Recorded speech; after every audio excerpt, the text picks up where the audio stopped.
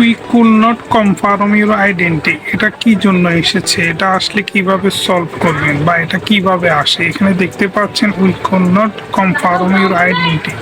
তো বিস্তারিত দেখুন।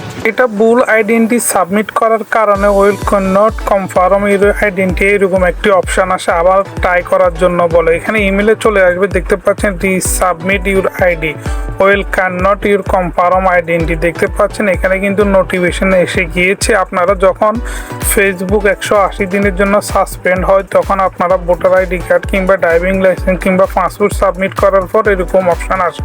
এখানে আমরা ইমেলে যদি এটা দেখি, দেখেন ইমেলে এখানে চলে আসবে ওয়েল, এখানে দেখতে পাচ্ছেন thank you for submit your ID, মানে আপনারা যে ভোটার আইডি কার্ডটা সাবমিট করেছেন সেটা কিন্তু কনফার্ম করে নাই, আবার আপনাদেরকে নতুন করে করার জন্য বলছে। তো আমি আপনাদেরকে সাজেস্ট করব সাথে সাথে করবেন না, আপনারা কমপক্ষে 24 ঘন্টা 72 ঘন্টা পর আবারও আপনারা কি করবেন, গুগল ক্রোম থেকে গিয়ে আপনারা আপনাদের ভোটার আইডি কার্ড পাসপোর্ট আবার নতুন করে সাবমিট করবেন। স্ক্রিনশট কোনো ছবি সাবমিট করবেন না, ডাইরেক্ট ছবি ক্যামেরা দিয়ে ছবি তুলে সেটা আপনারা গুগল ক্রোম থেকে সাবমিট করবেন। সাবমিট করার দেখবেন যে কয়েক মিনিট পর আপনাদের আইডিটা আবার ব্যাক চলে আসবে, ঠিক এইভাবে দেখতে পাচ্ছেন। তো ভিডিওটি যদি আপনাদের ভালো লেগে থাকে অবশ্যই আমার চ্যানেলটি সাবস্ক্রাইব করবেন। Thank you for watching this video.